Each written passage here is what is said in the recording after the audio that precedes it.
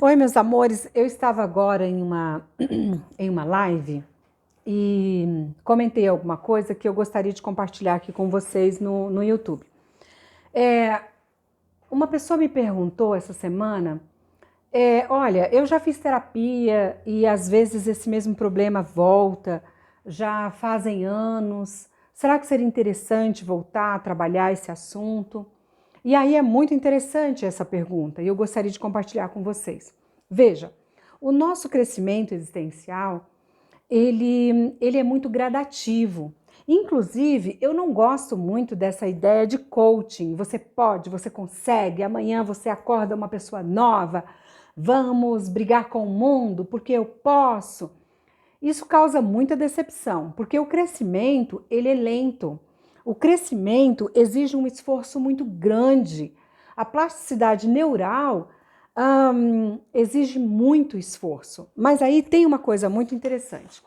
Às vezes, quando nós já conseguimos nos desenvolver em relação a alguma coisa, a gente não se dá conta de como a gente era antes, o quanto aquilo nos afetava antes. A gente consegue ver aquilo no presente. Então, eu respondi o seguinte: olha aqui para esse desenho. É uma espiral crescente. Então, às vezes, você pode ter um problema aqui e você começa a trabalhar esse problema que você não entende muito o que está acontecendo. Passa-se um tempo e o problema volta. Ele volta no mesmo sentido, porém você já está aqui, um pouco mais elevado. Mais para frente aqui, em seguida aqui, aqui. Há um crescimento, compreende? E nós vamos sim nos tornando pessoas melhores. Mas para isso é necessário o autoconhecimento. Para isso é necessário compreender como a mente funciona. Então, o estudo da mente, nós entendermos como funciona o ser humano, o que nos afeta, o que me afeta em particular, quem sou eu, qual é o meu contexto familiar, como eu me desenvolvi. Conforme a gente vai entendendo tudo isso, nós vamos nos apropriando melhor de tudo da vida. E com isso vamos conseguindo ter reações melhores diante da situação, melhores escolhas, um comportamento mais sensato. Mas para isso é necessário essa busca, esse crescimento. Agora, isso não vai acontecer de um dia para o outro. É um trabalho de uma vida, é um trabalho de uma busca constante. Para isso é necessário ler, assistir bons vídeos, meditar, pensar, trocar ideias com algumas pessoas interessantes, conviver com pessoas interessantes, né? Pessoas que podem nos acrescentar alguma coisa. E a partir daí, a gente pode ir se reconstruindo. Ainda há pouco eu estava lembrando que o que influencia o nosso comportamento é a nossa genética, a nossa epigenética e muitas vezes os nossos traumas, as nossas vivências anteriores. Mas vamos pensar. Pense que a genética são todas essas possibilidades que estão aqui na minha mão, certo? São pontos de possibilidades de genética para um comportamento. O meio que eu estou inserida desde os meus 6 meses na barriga da mãe, começo a participar desse meio. E a epigenética, ela irá elencar qual é o gene que estará no comando deste meu comportamento. Os outros estão dormindo, mas a epigenética, ela meio que está por cima dos genes, puxando os genes para a ação. Agora, se alguns genes que foram elencados são genes muito negativos que me fazem mal, eu posso colocar esses genes para dormir e puxar outros, e outro, e me reformular dessa forma.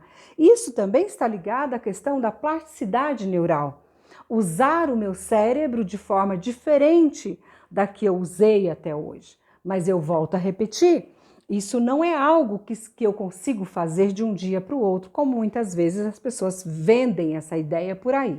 Não, é um propósito de crescimento, é um propósito de mudar a minha forma de ser nesta espiral. Por que a espiral? Porque muitas vezes eu vou passar pela mesma situação. Mas não é a mesma lá embaixo, é a mesma lá em cima, porque eu cresci. Às vezes a gente se decepciona pensando em nós mesmos. Puxa, mas eu estou errando de novo nesse contexto? Sim, mas você não consegue perceber que você está errando, mas você está um pouquinho melhor do que você já foi, né? Nesse aspecto de autoconhecimento, nesse aspecto de compreensão do que está acontecendo. É muito importante esse autoconhecimento, saber a nossa história, saber quais são os nossos traumas, o que nos afeta, quais são os nossos comportamentos que muitas vezes são sintomas dos traumas e que não têm a ver verdadeiramente com quem eu sou. Eu posso procurar mudar isto através dessa busca. Nós não podemos viver de forma inconsequente, do tipo, eu sou assim mesmo, né? Quantas pessoas dizem assim? Eu sou assim mesmo, quem quiser me aguentar, que aguente. Eu nasci assim, sempre fui assim. Muitas pessoas agem dessa forma, mas essa é uma forma inconsequente de viver.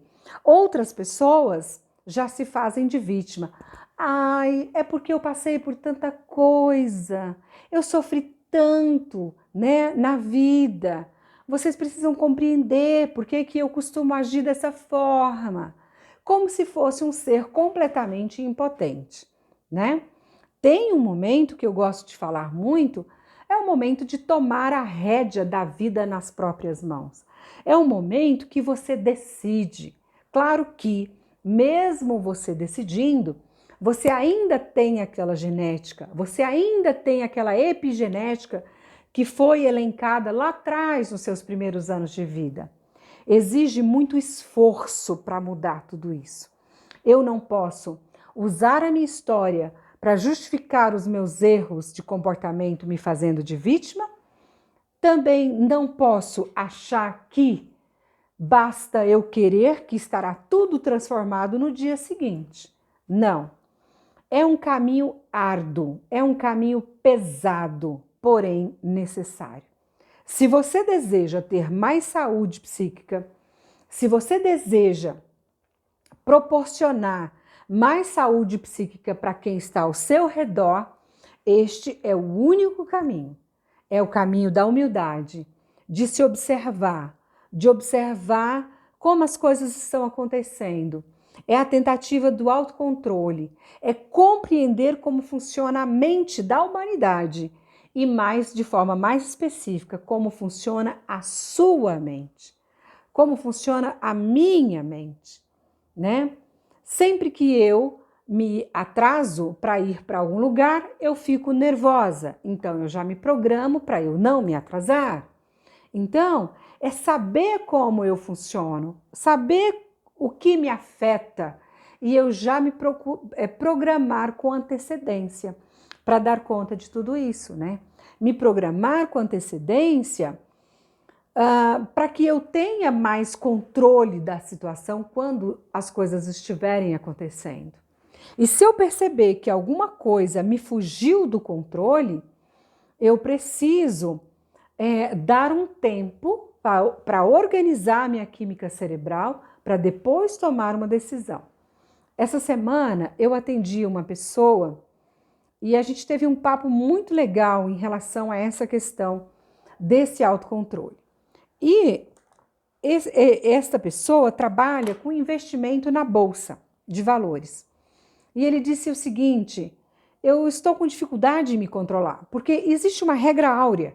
Se eu fiz um investimento e esse investimento não deu certo, eu tenho que parar, porque se eu continuar, eu continuo perdendo.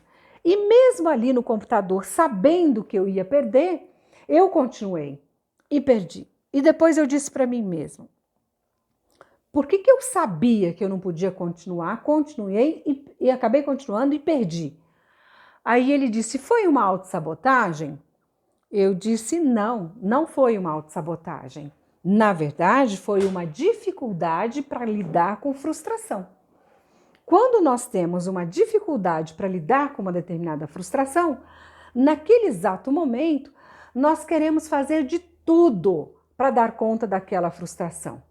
E aí é o momento em que, no trânsito, eu estou dirigindo e alguém me dá uma cortada e eu não consigo lidar com aquela frustração, eu vou parar o carro, eu vou gritar, eu vou tentar bater o meu carro naquela outra pessoa que quase encostou no meu. Compreende? Muitas vezes é a nossa dificuldade em lidar com a frustração daquilo que aconteceu que nos faz agir de forma imediata contra aquela situação. Então eu disse para ele, quando você fizer um investimento e ele der errado, imediatamente virá uma frustração muito grande. Então, nesse momento, você precisa falar para você mesmo, eu, na verdade, estou agora frustrado. E a pior coisa que a gente faz é tomar decisões, ter ações em momentos que estamos extremamente frustrados. Porque ao fazer isso, a possibilidade de haver um erro em cadeia é muito grande. Então, a partir do momento que eu consigo verificar que eu tenho dificuldade em lidar com a frustração, ocorreu alguma coisa que me frustrou, de forma sábia eu preciso me recolher. E aí eu vou me recolher, vou pensar, vou dar um tempo para disseminar toda a química cerebral que está aqui presente, respirar, e aí sim, no dia seguinte, eu vou pensar sobre o que fazer. Mas pode ter certeza absoluta que você terá uma decisão muito mais assertiva do que a decisão daquele momento imediato em que as coisas aconteceram e que acabou havendo a frustração, certo? Então, o meu recadinho de hoje para você é: não desanime de você. Você pode crescer. Agora, não comece a acreditar que amanhã você é uma nova pessoa. Porque se você acreditar nisso completamente, amanhã, de forma literal, você vai se frustrar.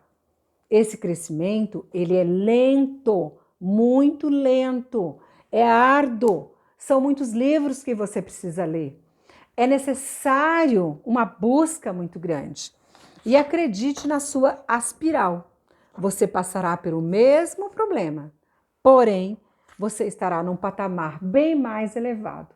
Continue buscando, não desista de você. E se você gostou do nosso bate-papo, deixa um joinha aí para nós. Eu não estou muito em dia com vocês por causa do meu doutorado, de vez em quando eu dou umas sumidas, mas eu sempre penso, eu preciso gravar mais, preciso compartilhar mais com vocês aquilo que eu estou estudando, porque para mim isso é um privilégio e é um prazer muito grande. Eu não gosto de estudar e reter o saber, eu gosto de compartilhar, porque se nós pudermos crescer como humanidade, todos ganham, eu e você. Ó, beijo e obrigada, tá bom? Compartilha, me dá um like aí que você me ajuda e a gente continua trocando algumas ideias.